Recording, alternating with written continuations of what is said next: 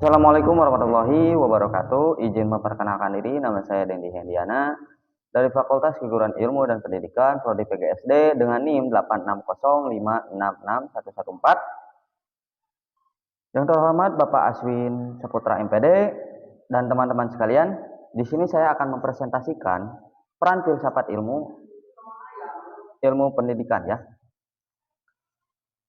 Peran filsafat ilmu dalam memperkuat ilmu pendidikan ya, teman-teman. Kita langsung aja ke slide yang pertama ya, teman-teman. Nah, slide yang pertama yaitu ya, filsafat ilmu memiliki peran penting ya, dalam dunia pendidikan karena membantu kita memahami dasar, tujuan serta cara memperoleh ilmu pengetahuan secara benar. Dengan adanya filsafat ilmu ya, pendidikan tidak hanya berfokus pada penyampaian materi, tetapi juga membentuk pola kritis, logis, dan bijaksana. Dan langsung aja ke slide selanjutnya, yaitu ada sebuah pertanyaan ya. Bagaimana filsafat ilmu mengawasi mempertanyakan eksistensi keilmiahan serta nilai-nilai dalam ilmu pendidikan? Lanjut, filsafat ilmu berperan sebagai landasan kritis dalam ilmu pendidikan dengan cara mengkaji tiga aspek ya. Tiga aspek yaitu ontologi, epistemologi, dan aksiologi. Nah, ini ada tiga ya. Saya jelaskan. Ontologi mempertanyakan apa hakikat pendidikan itu. Nah, terus objek yang dipelajari serta realitas dunia pendidikan ya. Terus epistemologi. Nah, epistemologi mengkaji bagaimana pengetahuan pendidikan diperoleh ya. Terus metode yang digunakan. Nah, terus serta kebenaran ilmiahnya. Aksiologi menilai manfaat dan nilai-nilai yang terkandung dalam pendidikan seperti etika, moral, dan tujuan pendidikan itu sendiri. Nah, kita lanjut ke referensi ilmiahnya ya. Referensi ilmiah. Nah, ini di sini banyak banget ya, teman-teman. Saya hitung 1 2 3 4 5 6 7. Ada 7 ya referensi ilmiah. Di sini ada 7 ya, banyak banget. Ya, yang pertama dari Jujun S. Surya Sumantri 2009, Filsafat Ilmu, sebuah pengantar populer Jakarta. Pustaka Sinar Harapan. Di sini saya tidak akan membacakan semuanya. Mungkin sebagian ya. 3 ya, dari 7 3. Nah, yang kedua itu Reja Mudia Harjo 2001, Filsafat Ilmu Pendidikan, sebuah pengantar Bandung PT Remaja Rosda Karya, mengkaji objek formal dan material ilmu pendidikan ya.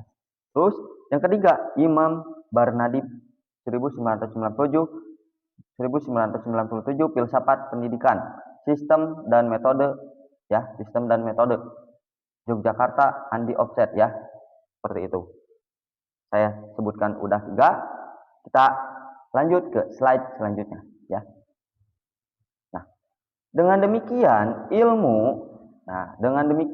filsafat ilmu ya memastikan bahwa ilmu pendidikan tidak hanya benar secara ilmiah, tetapi juga bermakna dan bernilai ya. Kita lanjut ke yang kedua, slide yang kedua ya. Slide kedua ada pertanyaan, bagaimana pendidikan yang bermakna dan bernilai turut memperkuat perkembangan filsafat ilmu? Saya jelaskan lagi.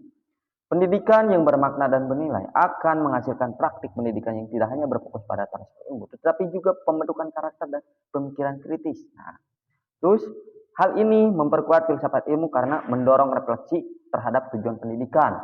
Terus mengembangkan pemikiran kritis terhadap teori dan praktik pendidikan. Yang ketiga yaitu menjadikan pendidikan sebagai sarana pembentukan manusia yang utuh, intelektual, dan moral ya. Terus sehingga pendidikan menjadi ruang aktualisasi dari konsep-konsep filsafat ilmu ya. Lanjut. Jadi pendidikan sebagai ruang aktualisasi filsafat ilmu, pendidikan tidak hanya berfungsi sebagai proses transfer knowledge, tetapi juga sebagai sarana pembentukan karakter, pola kritis, dan pengembangan nilai kemanusiaan. Dengan demikian, pendidikan ruang nyata penerapan konsep-konsep filsafat ilmu ya. Nah, ini ada referensi ilmiah, ada 3 ya. Nah, saya sebutkan, Democracy and Education John Dewey menegaskan bahwa pendidikan merupakan proses rekonstruksi pengalaman yang terus berkembang Terus yang kedua itu ya, yang kedua pedagogi of research follow Pereire mengkritik konsep pendidikan pasif ya, banking concept of education. Nah, dan mendorong pendidikan yang membebaskan serta menumbuhkan berpikir kritis ya. Nah, yang kedua, terus yang ketiga, education is laboratory in which philosophic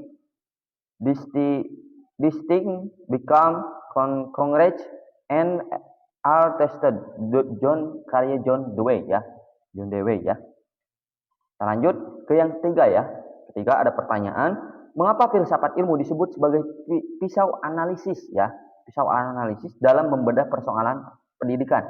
Filsafat ilmu disebut sebagai pisau analisis karena digunakan untuk mengkaji masalah pendidikan secara mendalam melalui 3 pendekatan, yaitu ontologi, epistemologi, aksiologi, dan ya tiga. Terus, nah ontologi itu apa? Menganalisis hakikat, misalnya apa itu belajar.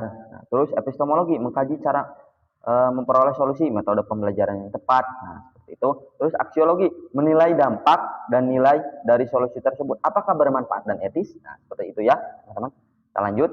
Nah, 3 landasan kritis filsafat ilmu ya. Filsafat ilmu berperan sebagai pisau analisis dalam memahami hakikat cara memperoleh nilai dan ilmu pendidikan. Ontologi membahas hakikat pendidikan sebagai objek kajian ya. Membahas hakikat pendidikan sebagai objek kajian. Terus yang kedua, epistemologi membahas metode sumber validitas pengetahuan dalam pendidikan. Terus yang ketiga yaitu aksiologi membahas nilai, etika, tujuan pendidikan bagi kehidupan manusia. Seperti itu ya. Ada 3 ya, teman-teman. Nah, ini ada referensi juga, referensi dari landasan kritis ya, filsafat ilmu. Nah, referensi ilmiahnya ada 2 ya, teman-teman. Ada 2.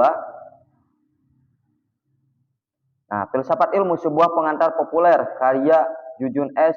Surya Sumantri yang menjadi rujukan utama dalam memahami aspek ontologi, epistemologi, aksiologi, ilmu pengetahuan seperti itu. Terus yang kedua yaitu Issues and Alternative in Educational Philosophy, menjelaskan bahwa praktik pendidikan selalu didasarkan pada asumsi filosofis tertentu. Seperti itu ya, teman-teman ya. Nah, 4 contoh konkret. Nah, ini langsung aja ke slide keempat ya. 4 contoh konkret penerapan filsafat ilmu dalam praktik pendidikan. Contoh penerapannya dapat dilihat dalam kebijakan kurikulum. Nah, kebijakan kurikulum, penyusunan kurikulum, mempertimbangkan nilai, aksiologi, isi materi, ontologi, cara penyampaian epistemologi. Seperti itu ya. Atau metode pembelajaran epistemologi. Nah, proses pembelajaran, guru memilih metode pembelajaran yang aktif ya. Dan diyakini lebih efektif secara epistemologi dan bernilai bagi perkembangan siswa. Nah, seperti itu ya, teman-teman. Terus penilaian pendidikan, evaluasi tidak hanya mengukur kognitif, tetapi juga dari sikap, keterampilan sebagian bagian dari nilai pendidikan ya, teman-teman ya, seperti itu. Nah, penerapan konkret dalam praktik pendidikan, filsafat ilmu dapat diterapkan secara nyata dalam berbagai aspek pendidikan, antara lain kurikulum. Nah, kurikulum mencerminkan nilai tujuan pendidikan yang dianggap penting diajarkan kepada peserta didik. Hal ini berkaitan dengan aspek aksiologi ya. Terus metode pembelajaran. Nah, ini masuknya ke aspek epistemologi ya. Metode pembelajaran aktif menunjukkan bahwa pengetahuan dibangun melalui interaksi dan pengalaman belajar ya. Ini masuknya ke aspek epistemologi. Nah, yang ketiga yaitu penilaian afektif ya. Penilaian tidak hanya berfokus pada aspek kognitif ya, tetapi juga pada sikap, karakter, dan nilai peserta didik seperti itu ya. Karakter juga dinilai ya, teman-teman ya. Nah, ada referensi ilmiah juga, ada 2 ya teman-teman, referensi ilmiah. Nah, ini ada Basic Principles of Curriculum and Instruction, menjelaskan bahwa hubungan antara tujuan pendidikan, pengalaman belajar, dan evaluasi pembelajaran ya teman-teman ya. Terus yang kedua yaitu Mind of Society ya, karya Lev Vygotsky ya, mendukung pembelajaran aktif melalui teori kritisisme sosial ya, seperti itu. Nah, kesimpulan. Nah, filsafat ilmu memiliki peran penting dalam pendidikan sebagai dasar berpikir kritis, ya, berpikir kritis, alat analisis serta penentu arah, ya, ya, harus ada pengarahannya. Terus yang ketiga, nilai pendidikan agar lebih bermakna dan ya, serta penentu arah dan nilai pendidikan agar lebih bermakna, ilmiah dan bermanfaat bagi kehidupan, seperti itu ya. Nah, ini kesimpulan hubungan timbal balik ya filsafat ilmu. Nah, ini ada filsafat ilmu memberikan arah dan landasan berpikir agar pendidikan tetap ilmiah, kritis dan humanisme ya. Pendidikan tanpa filsafat ilmu akan kehilangan arah, nilai dan tujuan ya. Sedangkan filsafat tanpa praktik pendidikan akan sulit diterapkan secara nyata ya, secara nyata. Dengan demikian filsafat ilmu memiliki peran penting dalam memperkuat ilmu pendidikan secara teoritis maupun praktis ya. Bukan hanya secara teori tapi secara praktik juga ya, teman-teman. Secara praktik ya. Terus ada referensi ilmiahnya juga. Filsafat ilmu pendidikan sebuah pengantar membahas hubungan filsafat ilmu dengan pengembangan ilmu pendidikan di Indonesia ya. Mungkin segitu saja yang dapat saya sampaikan. Mohon maaf apabila ada salah kata. Wassalamualaikum warahmatullahi wabarakatuh.